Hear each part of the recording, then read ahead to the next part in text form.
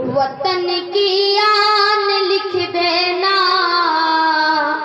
वतन की शान लिख देना। न हिंदू और ना मुस्लिम, फकत इंसान लिख देना। लिखने वालों तुमसे मेरी बस इतनी गुजारिश है, लिखने वालों तुमसे मेरी बस इतनी गुजारिश है। मुझे लिखना कभी तो सिर्फ हिंदुस्तान लिख देना।